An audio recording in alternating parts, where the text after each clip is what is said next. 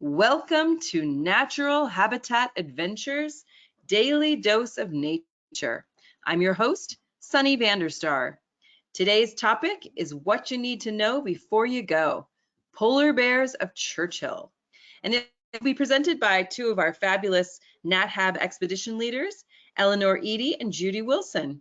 Ladies, thank you so much for being here today and for bringing what is sure to be a really important presentation. This is one of my favorite trips ever, and I know that people have lots of questions and you've got lots of answers, so I'm going to turn it right over to you. Thank you so much, Sunny, and welcome everybody. We are so happy to see all of you here today to talk about what you need to know before you go on your Churchill polar bear adventure. We are very excited to share details about the season and hopefully answer some questions that you might have. So let's get started with some intros. My name is Judy Wilson. I've been an expedition leader with Natural Habitat Adventures since 2018. I guide the 3 seasons in Churchill, the Aurora, the belugas, and the polar bears, as well as our trip in Quebec where we explore the whales and the hiking trails of that province.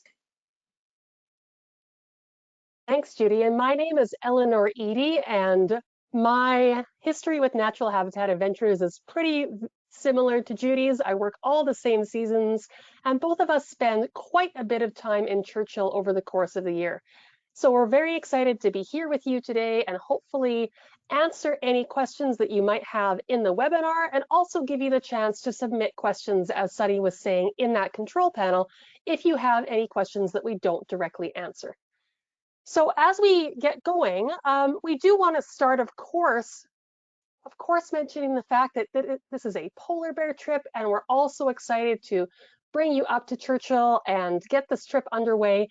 But we're going to start, before we get to the fun bear things and what you could expect to see and do, we are going to talk about health and safety protocols and what that's going to look like on your trip. So when we think about COVID on trip, we've all been living with it for the last couple of years now, and we know that it's an inherent issue in all of our lives, no matter where we are, including when we are traveling. And there's really 2 parts into how COVID is going to affect how you travel to Churchill. And the first part is really how, just like everywhere else in the world, there has been a large impact on the service industry in Churchill because of COVID and all across Canada.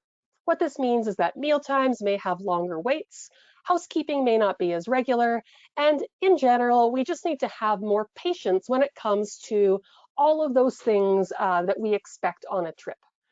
The second part is the actual safety and health protocols around COVID itself. So the ways that we can keep ourselves as safe as possible and keep the communities that we are visiting as safe as possible too. What we're going to go over today is the information as we currently know it. It's our best expectation of what it's going to look like next month and in November, always knowing that there's always a possibility that things can change, but we're fairly confident that what we're looking at now is what you can expect to see later in the fall. To start with, you're probably aware that NatHab does require vaccination for COVID for all of its trips, and this is part of our combination intervention approach. We made the decisions to require vaccination to protect our guests, to protect the local communities, and to make a positive impact in these communities that we're visiting. As of right now, testing is not required to cross into Canada as part of the border crossing protocol, but we will be providing a rapid antigen test on day 1 for all travelers to take before joining the group.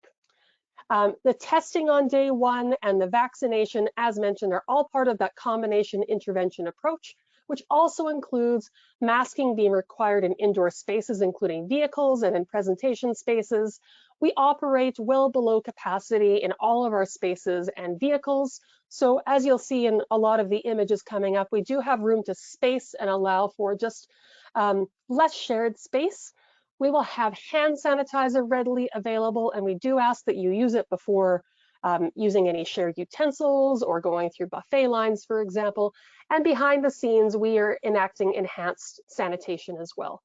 This layered approach and this combination intervention is really to reduce our overall risk, while one thing by itself might not be enough to stop us getting COVID. The hope is that by stacking these all together, that we are reducing our overall risk so that you can increase your trip enjoyment and your time in Churchill. And when we're talking about masking, I need to say that aside from NatHub's protocols around masks, masking is still required on Canadian airlines and in Canadian airports. And those masks have to be one of two kinds, either a standard cloth mask, and it can be homemade, or a disposable surgical style mask. Face shield only, bandanas, gaiters, mesh masks are not accepted on Canadian airlines, and they are not accepted in the airports. We do highly, highly recommend that you mask from the moment that you leave your house, wherever that might be, to the time that you arrive at your end destination. From our, at this point, very extensive experience tracking where people unfortunately do catch COVID in travel, it's almost always en route to your destination. So by masking up and keeping yourself as safe as possible through your travels, whether it be in American airspace or international airspace, all the way to Canada, you can therefore be protecting yourself as much as possible and doing your best to ensure that your trip is not interrupted by illness. This masking on Canadian Airlines includes our charter flights that Judy will be talking about shortly. Your guide will always have extra masks. We do recommend that you always keep one with you, along with your proof of vaccination. And if you have any questions about this that aren't answered by me, or that you just wanted to look up afterwards as well, you can always find this information on our website in terms of what you need to know to travel to Canada. If you go to the NatHab main page, up at the top right-hand side where that blue arrow is pointing, there's a tab for traveling amid COVID. And once you click onto that, you can see on the left-hand side that there will be several other tabs. Click on Destination Entry Requirements, and from there to your Canadian Churchill trip, and it will give you all that information on what you need to know to cross into Canada and get here without any travel interruptions. On this page is also included information on the ArriveCan app. This is a mobile app monitored by the Government of Canada, and it's required for all travelers traveling into Canada, whether you're American or Canadian or British or wherever you might be coming from. You have to enter your travel information into ArriveCan within 72 hours of travel. And detailed information on how to do this can be found on this page right here. One of the questions you'll be asked in the ArriveCan is where you would self-isolate in the case that you test positive for COVID. And you can put the Fort Garry Hotel down in that space, because that would be, in the unlikely event that you were required to self-isolate for any reason, that would be where you will be. So I know that's been a lot of COVID-related information. Remember that you're always welcome, firstly, to put questions in that questions panel right in this webinar here, or to contact your adventure specialist for any assistance or for any other questions. So with that, I would actually like to move on to our trip and hand things over to Judy for a moment. Judy, we're going to Churchill. Where else are we going, and where is Churchill? Thank you, Eleanor. Yes, we are going to Churchill. Thank you for covering off all that important information, because we all want to stay safe and enjoy our travels. So let's take a look at where in the world we are going on this fantastic adventure. So if you look at that map that we've got up there, we're going to start out in Winnipeg. That's your arrival location. That's the bottom yellow arrow. And we're going to be transferring north to Churchill, the top arrow, which is on the west. Churchill's on the west side of the Hudson Bay. And the entire time that you are with us between all those arrows and in both locations, you are going to experience our full NatHab service that we are so well known for and appreciated for. Your expedition leader will be accompanying you throughout the trip. And we also have a wonderful operations team in both Winnipeg and Churchill. So at this time of year, Churchill is known for wildlife viewing and for incredible scenery. So on our adventure, we're always going to be encouraging you to take every opportunity you can to look for this wildlife. But let's just give you a little sense of place for a minute. So today and on the trip that you'll be taking, we are going to talk about the people and what makes this remote town so very, very special. It's a town of around 800 people. You're going to get an incredible immersion into this town when you are on our trip.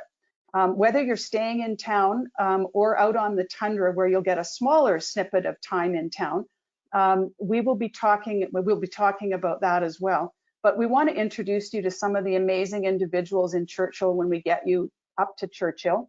And everyone always thinks it's the wildlife that makes this adventure so special.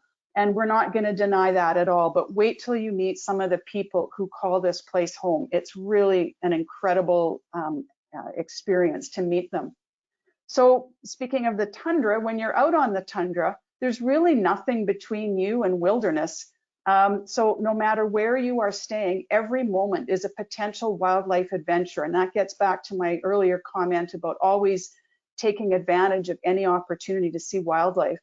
So let's just talk a little bit about, so to get to Churchill and this gorgeous tundra scenery, we're first going to have to start our adventure in Winnipeg. So now that we've got you taken care of and getting you arrived to Winnipeg, Eleanor is going to tell us a little bit more about what's happening there. Thanks, Judy. So we really pride ourselves on Nat Hab at our great service and full service. And that starts the moment that you arrive at the Winnipeg airport. So for those of you arriving by plane, you will be met at the arrivals lounge in the Winnipeg airport. And it looks just like this. We have these very odd but beautiful blue circles on the ceiling. And that's where you're going to meet one of your Nat Hab staffers who is going to transfer you to the Fort Garry Hotel from that location. So it's about a 20-minute transfer. If you are arriving early, for example, and doing an extra day program in Winnipeg, as long as you're providing us with your flight information, you will still be picked up on your arrival day and transferred to the Fort Garry Hotel. For anybody who is arriving earlier and staying at a different hotel or is driving themselves in, you'll be met directly at the Fort Garry and greeted there. So when you are transferred to the Fort Garry Hotel, you're transferred in a Nat Hab exclusive transfer, so you're not sharing that space with anybody else going to the hotel besides one of our guests. And the Fort Garry Hotel has been our partner for many, many years. You'll be welcomed there by the staff there, as well as by the Nat Hab staff, who will do a few things for you, one of which is set you up with your provided gear for your adventure. And you will also get, remember, that rapid antigen test kit at that time, so you can test yourself before joining the group. The gear that we provide is what we feel is essential for your comfort and success in Churchill. So we provide two types of loaner gear, one of which is that beautiful blue parka you can see this gentleman wearing, and the other of which is a pair of warm, slip-resistant boots to keep your feet warm and keep yourself as safe as possible. So other essentials that you'll need to bring we'll go over right away in a packing slide, but it's important to note that because our polar bear season really spans a good 6 to 7 weeks, you might have some very different temperature conditions in the beginning of October versus mid-November. Sometimes we get questions from people who are traveling from cold areas, whether you can bring your own gear, and certainly it's fine to do that if you're comfortable with your gear. By all means, bring it along. You're not required to use ours, but your expedition leader will assess your gear as to whether or not it's adequate for the conditions on your trip.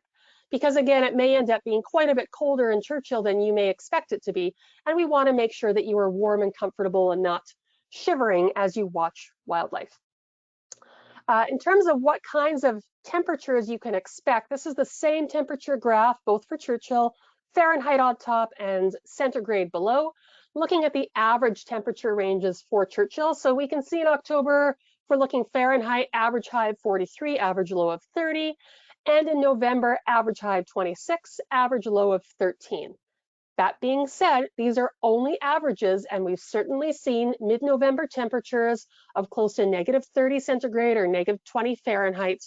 And with that, we do recommend packing a range of layering options so that you can be sure whether it's on the warmer side or the colder side that you will be comfortable during your trip.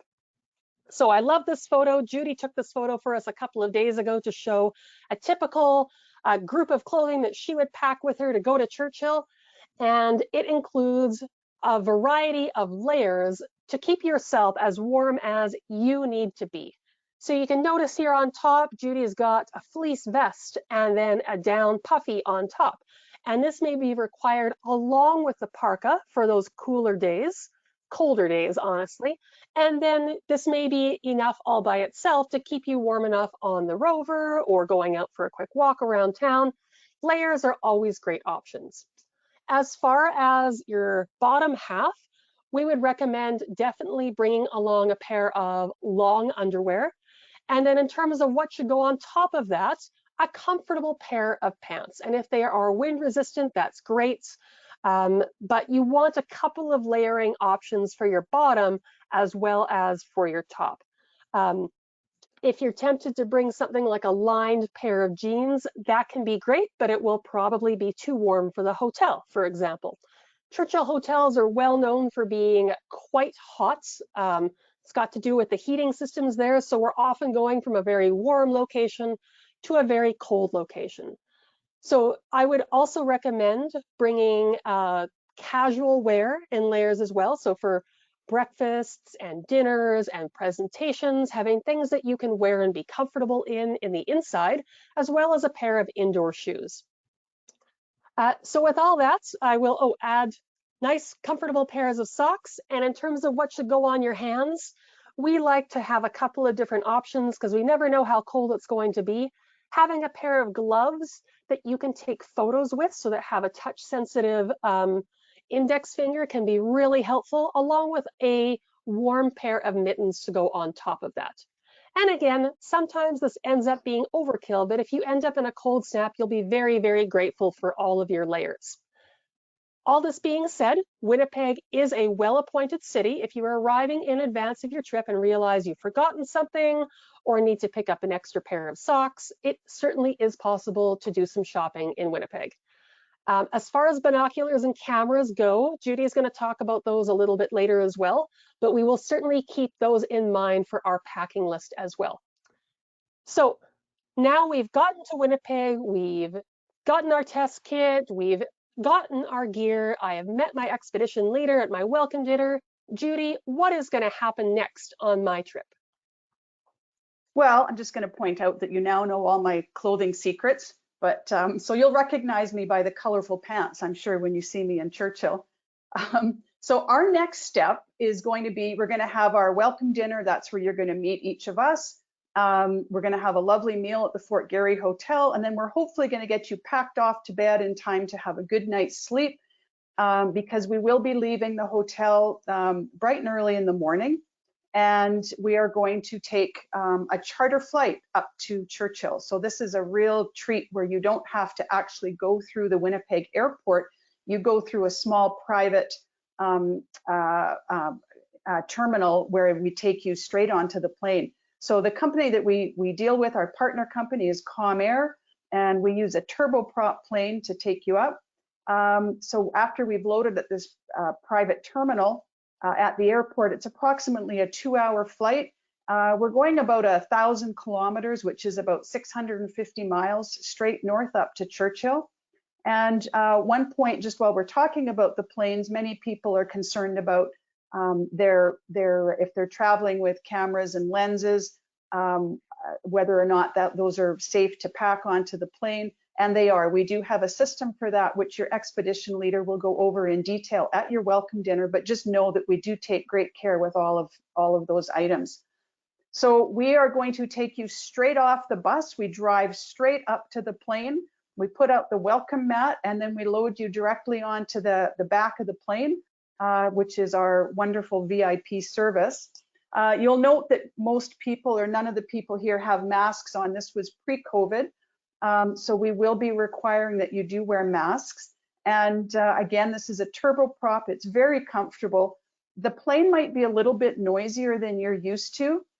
So if that is something that may be a bother to you a little bit, then we recommend that you bring some earplugs or noise canceling headphones if you think that's going to be an issue. But generally, it's quite very, very, very comfortable. You've got room to stash your parka up above in the bins, and also there's room at lots of room at your feet for your knapsack or your day bag that you're carrying onto the plane. We do have washrooms on the plane, and there is an in-flight service for beverages and some very light snacks. And again, you'll note that you will have to be wearing masks on this flight. On each flight, we may have one or two other of our NatHab groups and their expedition leaders on the plane, as we do have a number of groups in town at each time that we're there. So you will find out in your welcome dinner that it's pretty impossible to drive to Churchill. So let's talk about how we're going to be getting around when we're up there.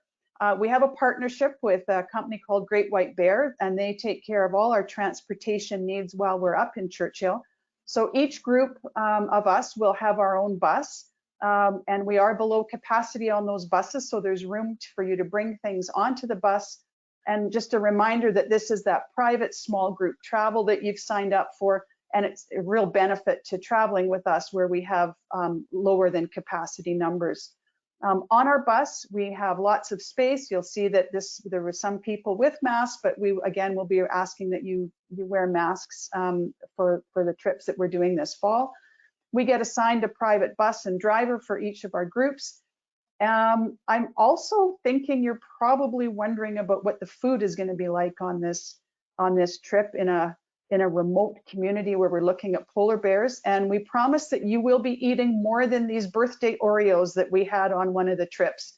So I'm going to flip it over to Eleanor to talk a little bit about the food that you're going to be having while we're up in Churchill. Absolutely, thanks, Judy. So as Judy was saying, it is a remote area, so we are sometimes limited in what we can get in for food, but I do promise you that the food is quite adequate and you will certainly never go hungry, even if we need to buy a whole second box of Oreos. Our meal locations vary depending whether you're in Churchill or Winnipeg and whether you're on a Tundra Lodge itinerary or a town-based itinerary. But in general, our welcome dinners and farewell dinners in Winnipeg are private, and in Churchill, we are in a larger restaurant setting. So you'll be eating in one of the restaurants of town, many of which are associated with a hotel. It's important to note that NatHab can accommodate all reasonable dietary requirements, pending that we know about them before you travel up. So this being a remote space, it is critical that we know in advance so that we know how to best prepare for your arrival. So if you have any of the standard dietary needs or any severe allergies, please do ensure that you are talking to your adventure specialist in advance so that we can be well prepared for your arrival in Churchill. So there are a few different kinds of itineraries. Your accommodations will be different depending where you are. We have a few different hotels that we work with in the town of Churchill, several partner hotels, and they're all approximately in the same location. They all have approximately the same types of service. This would be a typical room coming up right away here. It's warm, it's comfortable, it's clean, and it is in Churchill, so it's everything you need it to be. For those of you who are traveling on our Tundra Lodge itinerary, or our town and tundra, which is a split itinerary between town accommodations and the Tundra Lodge accommodations, this is a facility located in the wildlife management area, which Judy will talk about what that is in a second. And it is a wonderful place to be immersed in the tundra. So it's outside town itself, and it's almost like a stationary train sitting out on the tundra in the area of the polar bear migration. And sometimes we are lucky enough on the Tundra Lodge to have a bear or other wildlife come up right to the lodge itself. On the lodge, you would have a private dining experience with your group only, as it's only one group who's on the lodge at any given time. And it's really amazing food put together by our talented chefs right on the lodge. The rooms at the lodge are quite a bit smaller than the rooms in town, and they are all what we would call roomettes, similar to what you might again think of as a train. So they all have either a top level bunk or a lower level bunk with space for storage, either underneath or above it. And they all also have a window looking over the tundra so that you can see anything that might be outside your window at any time. So There's a really brief look there at the food and accommodation, depending which itinerary you've chosen. But I know that people are also going to have questions about the activities and what we might be doing during the day when you're not sleeping or eating. So I'm going to hand things to Judy to talk about our trip activities. Yeah, thank you. We have fantastic activities lined up for you in Churchill. There's so much to do when we're there. And obviously the highlight is the wildlife viewing from the Polar Rovers. And this is a good example right here. It's very typical of what we might be seeing. Here we're sitting quietly, and we will discuss wildlife viewing etiquette or bear viewing etiquette when we're on the trip. But we're sitting quietly, just waiting, watching. And our goal really on these trips is to let the bear be a bear and let them make the decisions about whether they're going to come and check us out, or walk close to our rover, or be in the vicinity of our rover. And we may just be seeing them from a little bit of a further distance. If they choose to approach our vehicle, that's awesome. If not, we just enjoy watching them in their natural habitat doing their bear thing. So you may be wondering, okay, so we're out on the tundra on this Polar Rover. How long are we on this? What's it like? What do I do? So depending on which exact itinerary you're on, you're out for about 4 hours or 8 hours, depending again on the itinerary. And the town-based trips, you'd be out for 8-hour days, sort of from an 8 till 4 type of thing. These vehicles have very good suspension, but it still can be very bumpy on these roads. And these roads are all old military roads in the Churchill Wildlife Management Area is what it's called. So when we see this sign out on the road, when we're heading out, we're out of town, we're heading towards our launch site where we get onto our Polar Rover. As we pass this sign, we are now entering into the Churchill Wildlife Management Area. This unique area provides us with really special access to viewing the bears, and it also is, it's a very limited access. All the vehicles that are out in that area on those old military roads have to have permits, and it is a protected area. So commercial activity is limited in that area, but this means that we get great access to the bears' preferred area, and it is right on their migration route. Now, I really love this map. This is one of my guests from last polar bear season mapped this out for me. This is within the Churchill Wildlife Management Area, and this is a very good representation of where we will be going on those rovers. We don't go at breakneck speed. We're going very slowly, rumbling along the roads, not rumbling, but we're moving along the roads carefully, and depending on the time of year, we may be breaking through some ice on the freshwater tundra ponds, but there may be some little potholes and things. But with the suspension, it's actually a very good ride. So this is a great example of a route that we may go.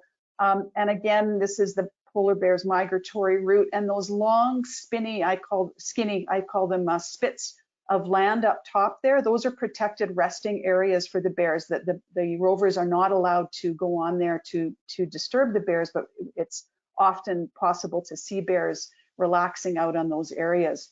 And again, we drive very slowly, and we need all of your eyes peeled to be watching for wildlife. So let's take a look inside these Polar Rovers. I think this gives a pretty good sense of how big they are and how spacious they are.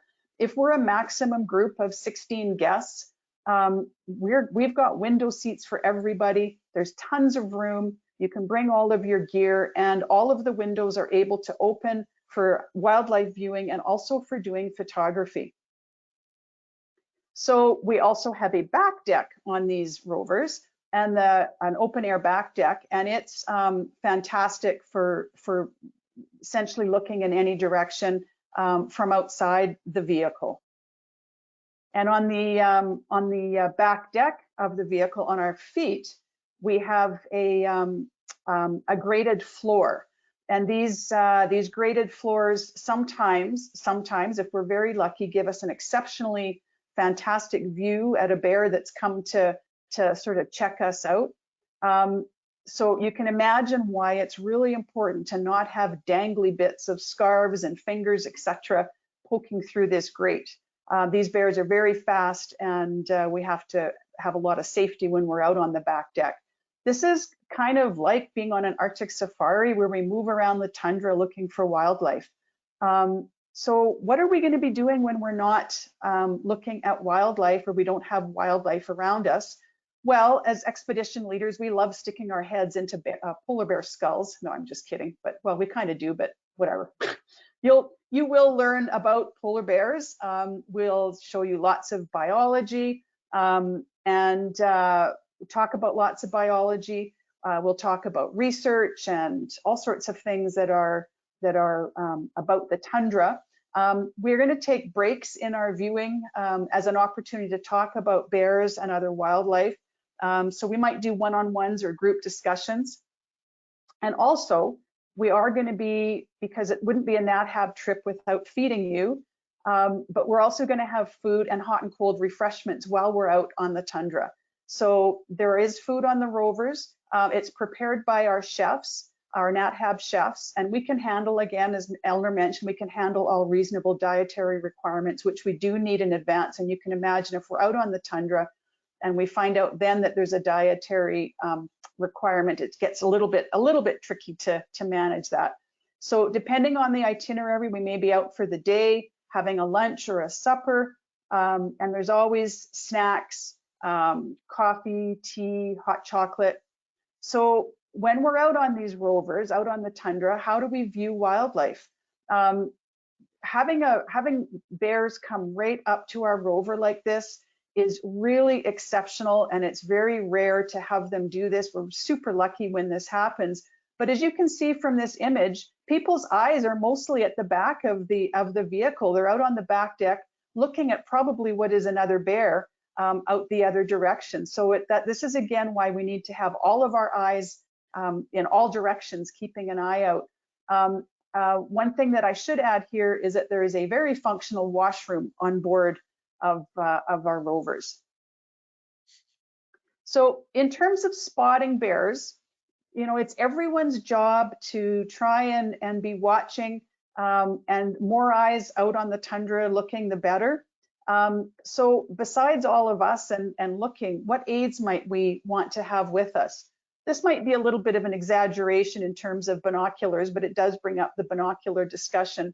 We can't stress enough the value of bringing your good binoculars. Numbers of times we've had guests come on and say, well, I didn't want to bring my really good ones because they're kind of heavy. We would strongly suggest that you take out some items out of your suitcase or your bag and keep the really good binoculars in there. Don't bring the tiny opera glasses. And if you're traveling with a partner, traveling partner, we also recommend that you both bring the good binoculars with you. Yeah, leave something else at home, not your binoculars. So even if you have a big boy or a big girl camera with you, that's what I call them, you will use your binoculars time and time again when you're out wildlife viewing. So let's talk about cameras for a minute. This was an image taken using one of those big boy, big girl cameras from quite a distance. This was a 200 to 500 millimeter lens. I find my 200 to 500 quite heavy. So I've actually recently invested in a 100 to 400 to try for this year. I'm gonna see how that works for me, because I find some of my images are actually not as crisp as I'd like them to be because of some of the motion that happens with those big lenses. If you are wondering what lenses we recommend, all of that information is in your pre-departure briefing that you will either have received or will be receiving from NatHab.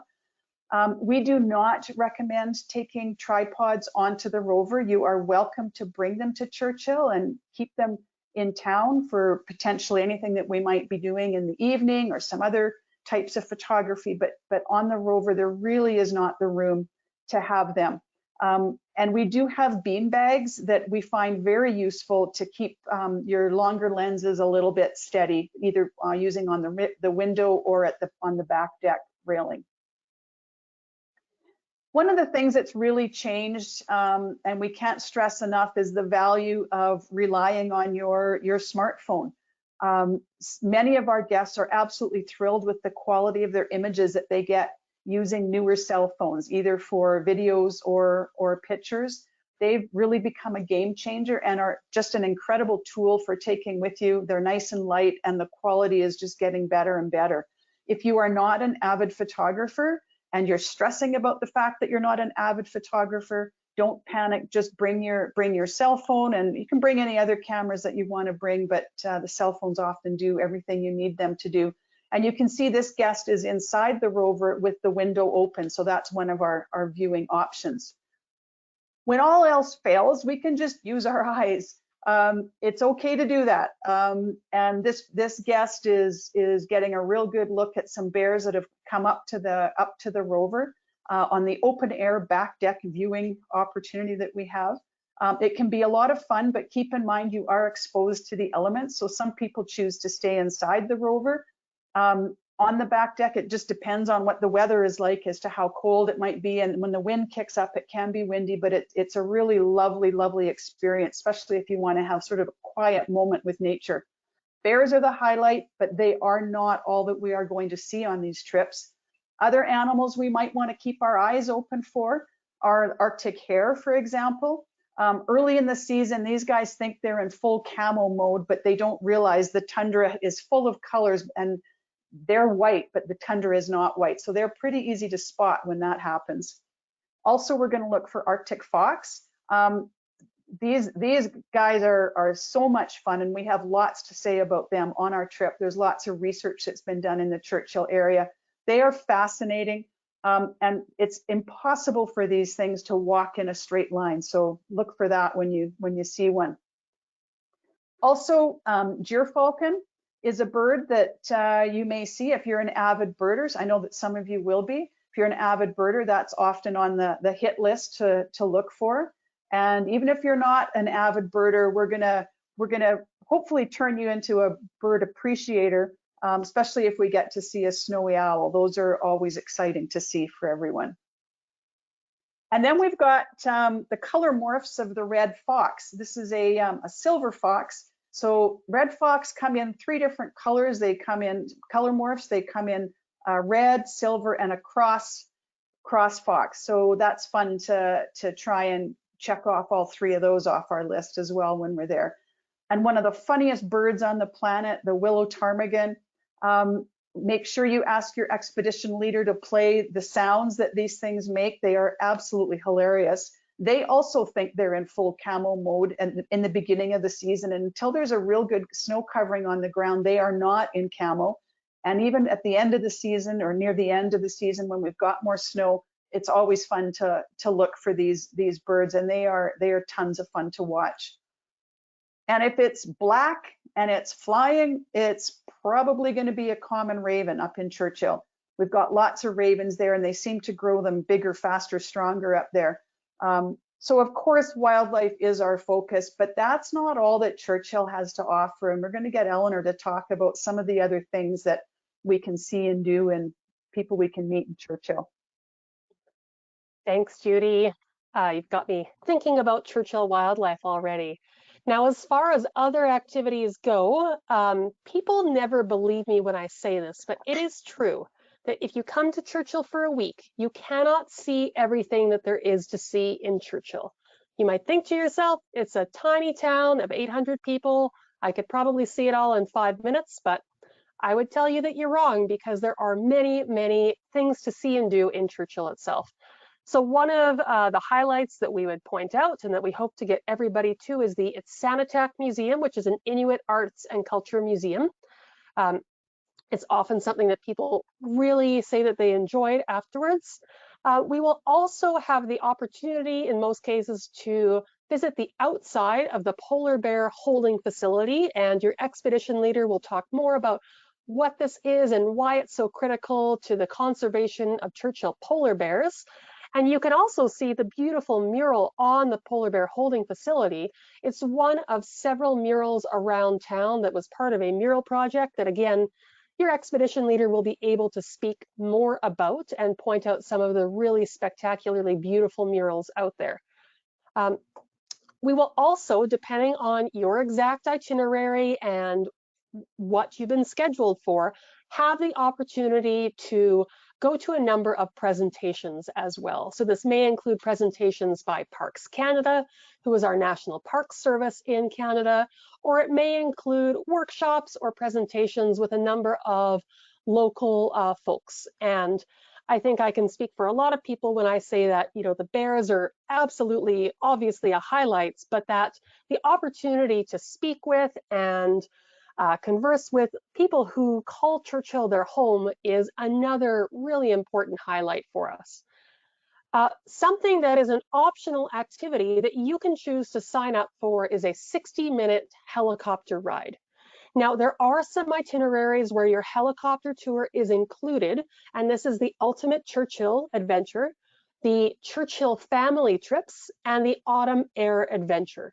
So aside from those 3 itineraries, helicopters are an optional add-on that you can do, and you can sign up for that edition by calling up your adventure specialist to make that happen. And if you are on the fence about whether or not you want to do the helicopters and you leave it to the last minute, there's sometimes an opportunity to sign up right at the welcome dinner, but we would certainly advise that if you know you want to do this, that you call your adventure specialist and book it. And for those who are wondering what the price is on that edition, it is $615 US per person. So 60 minutes in the air. What do you see? It is very much a landscape scenic flight. Many times people do get lucky and see wildlife from the air as well, but primarily it's another way of exploring the tundra and seeing Churchill from a different angle. Now, we do often get questions about northern lights and will I see northern lights on my polar bear trip? The answer to that is unfortunately probably not, but maybe. Churchill is known as a hotspot for aurora activity, with aurora visible, or with aurora happening over 300 nights per year. However, what is happening in October and November is a lot of ice formation on the Hudson Bay, and ice formation releases a lot of heat from that water, creating this overhanging fog and cloud layer that unfortunately is pretty persistent through that fall season until the ice comes in a meaningful way. So I have been working as a polar bear expedition leader for quite a while. I've had multiple seasons where I've been up there week after week and I have not seen northern lights.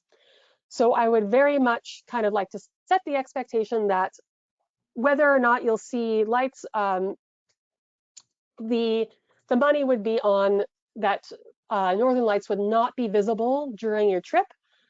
However, if the sky's clear, if we get a good south wind or they clear for another reason, we are going to want to provide a northern lights experience if they do come out and provide you with a safe opportunity to see that rare event. There will, of course, be constraints around the safety concerns of going out in the dark in a polar bear migratory path. So your expedition leader, should northern lights happen, will give you what those safety parameters are for that experience, because seeing those lights is of course wonderful and we want to make it happen if they come out, but we have to work within those safety parameters to make sure that we're not putting ourselves or polar bears at risk. We all certainly have our fingers crossed for all of you. It is such a gift if it happens, and you can see from the excitement on these faces in a previous polar bear season how wonderful and what a lovely surprise it was to have them come out that evening. Now, something that we are going to have, northern lights I can't promise, but dogs and our favorite canine residents, you can expect on every single one of our itineraries. Dog sledding is usually a highlight for a lot of folks, whether it's done on carts or on sleds in the earlier part of polar bear season, when there is not yet enough snowpack for the sleds to run. We will still be going out and running dogs on these wheeled vehicles that the musher that we work with designed himself. When there is enough snowpack, they will switch to sleds, but regardless of how much snow there is, you will get that dog mushing experience. It's always a highlight, not just the dogs and the dog run, but the dogs themselves, and getting a chance to speak with a local resident who has chosen to do mushing full time as a lifestyle, and how interesting and fascinating that is to hear about. So with all that, I know we've given you a lot of information. We've taken a real whirlwind look at your upcoming polar bear trip, and hopefully this has helped to answer many of your questions. But we know that there's going to be some specific things that you are wondering about. So with that, we're going to leave our last bit of time here for Sunny to facilitate a question and answer period. So over to you, Sunny.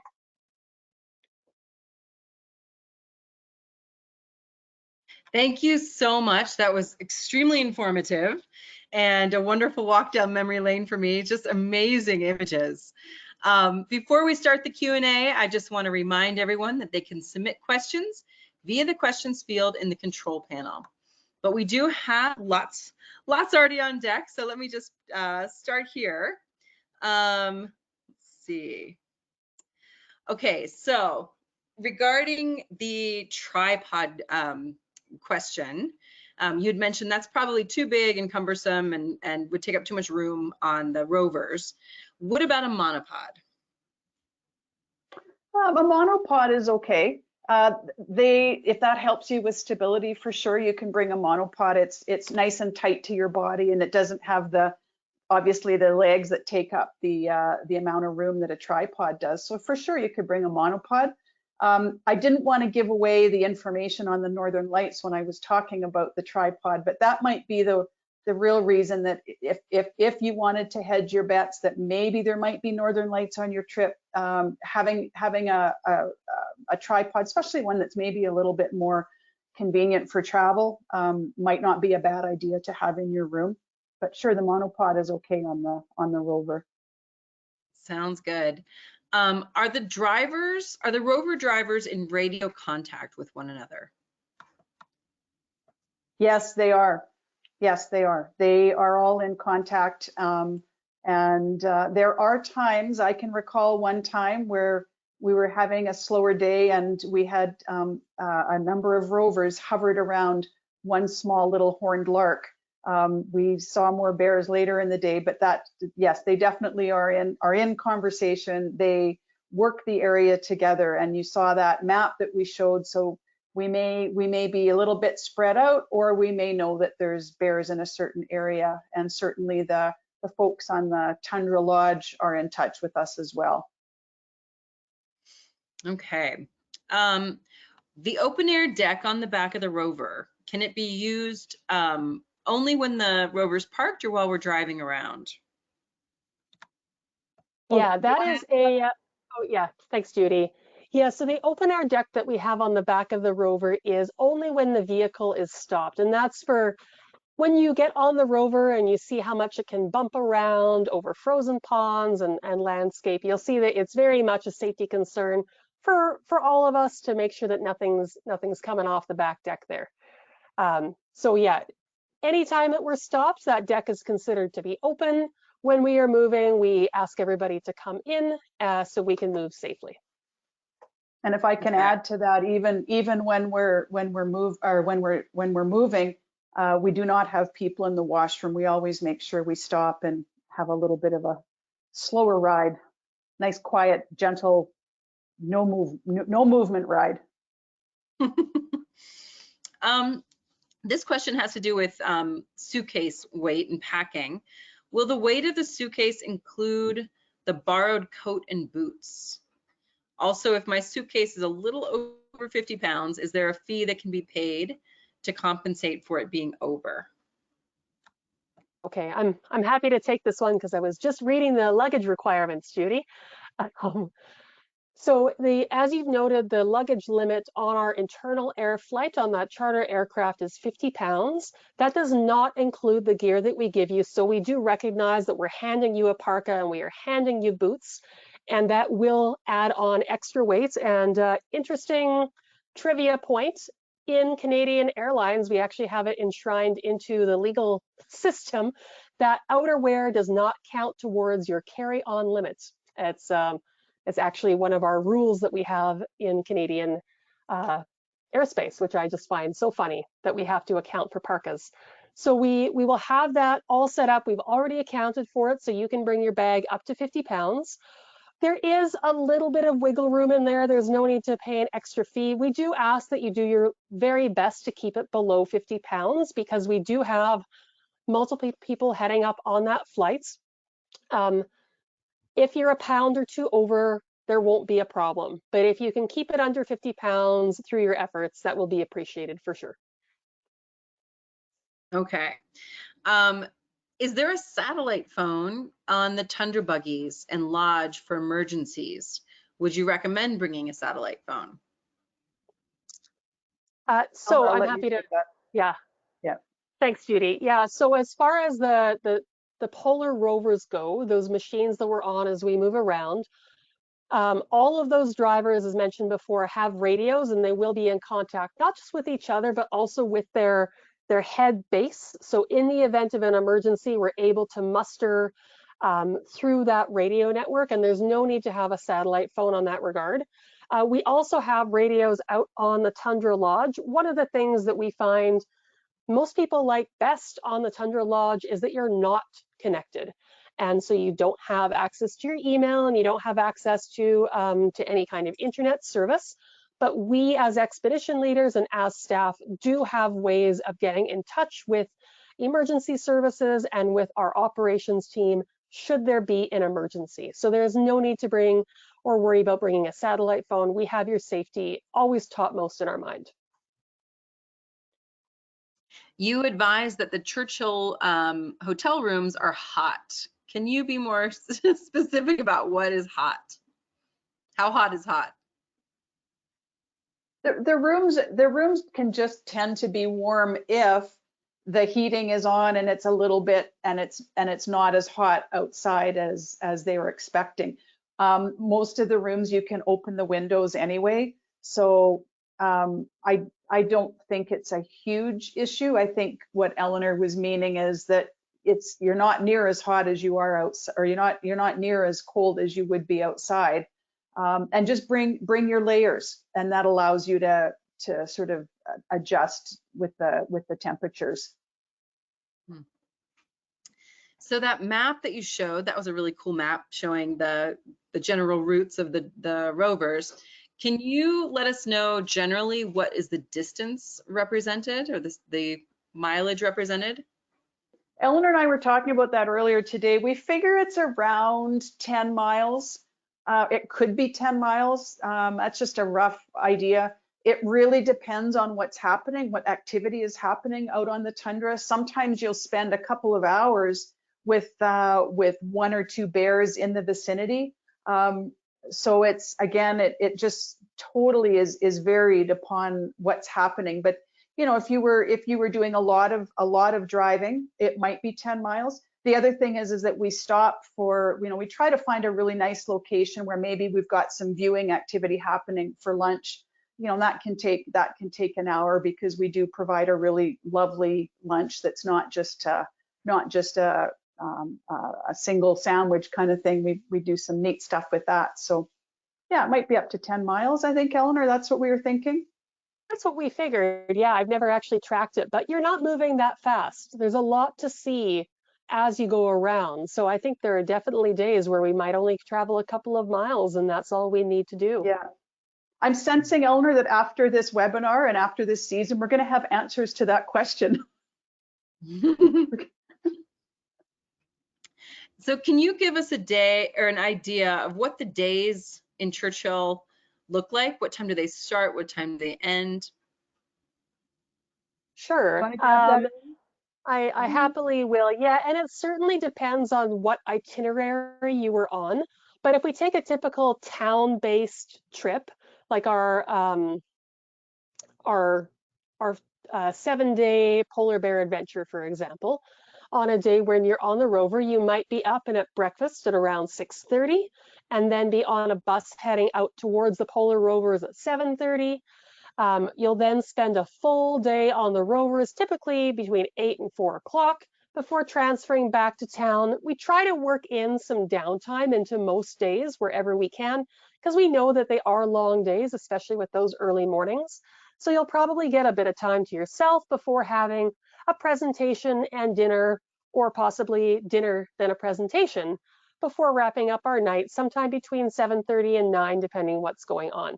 So they are full days for sure. We like to send you back feeling like you have made the best and the most out of your days, but while knowing that we're all still human and you need to sleep sometimes. So that would be a typical day when you're out on a rover. There are some of our trips that also have some more town-based days when you might have a later start to your morning because you're not traveling out to the rover launch. Is there anything you'd add to that, Judy?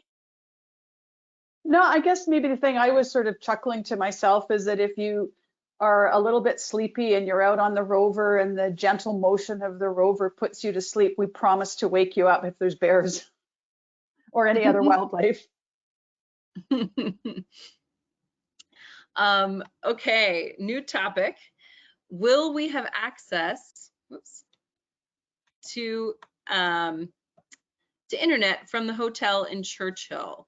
I know we should not use our phones during group activities, but when we are in our rooms, will it be available? Yeah, I'll take that one. The internet is fairly robust within Churchill. It's quite good. Where it starts to really fall off is as you leave town. You may as well just put it on airplane mode and save battery and all that kind of stuff. And there's only the odd place outside of town that you really get much connection. But certainly in town, it is quite fine.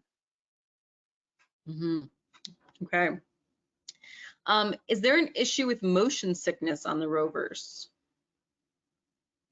The odd person that is prone to motion sickness may feel queasy, but what we find is that those individuals always have medication with them. I've had a couple of guests that have taken medication before they've gone out on the rover, and some that decide they want to use it during the trip. For the most part, we're going very slowly. Sometimes the roads can be a wee bit rougher than other times. It kind of depends on the season as to the freeze thaw and how much ice there is, how much snowpack there is, how ruts and things have filled in. So if you are prone to motion sickness, we strongly suggest that you do bring all your meds with you that you might possibly need. Do not rely on, certainly don't rely on getting that type of thing in Churchill. Eleanor, is there anything you would add to that? No, I think that's a great answer, Judy. I would also maybe just add that if you are also considering a helicopter trip, for example, that is an occasion where sometimes people do get motion sick as well. If you're prone to it because of the way that they will circle a landscape formation or circle an animal from the air, and sometimes those tightly banked curves will cause people's tummies to get a little bit upset. Again, if you're prone to it, I don't think we've ever seen anybody who didn't think they were motion sick suddenly discover that they were motion sick on a rover or a helicopter. It's a known event. So if you know that that's you, bring your medication with you and you'll be just fine. Well, I think we just have time for one more question. So we'll end with, will the webinar be sent to participants for review later if they want to watch it again? Sunny, you can answer that one. Yes. This webinar is being recorded and you will be sent an email with a replay link in about 24 hours that you can watch as many times as you want and share with all your friends. Good job, Sunny. We had to pull you in there somehow.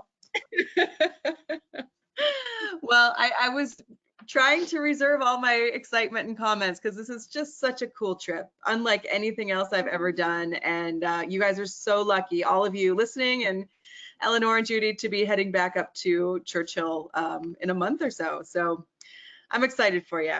But let's turn it back over to you for any closing comments. I'm super excited to go. I'm so excited to go that I put on my polar bear pendant for this presentation. So no, we love being up in Churchill. We love the bears. We love everything about what we talked about today. So we look forward to meeting all of you and seeing you there this season. Yeah, and I'll just add to that and say that along with my excitement, that I hope that you're all so excited as well, those of you who have travel booked or if you're thinking about travel in the future. And do remember that if you have any questions or any concerns that we haven't answered or that come up later, your adventure team is there for you all the time, and we're always able to answer those questions, whatever they might be. So don't hesitate to reach out if you have any questions that haven't been answered in this webinar. Otherwise, I'll just thank everybody for coming today and looking forward to seeing everybody in Churchill. Thank you. Thanks again. And I want to thank everybody for tuning in. Please join us again tomorrow for our next Daily Dose of Nature. You can check out this week's lineup, including registration links on our website at nathab.com/webinars. We did record today's presentation, and we will have the replay available on our website soon. With that, I'll conclude the webinar. Have a great day, everyone.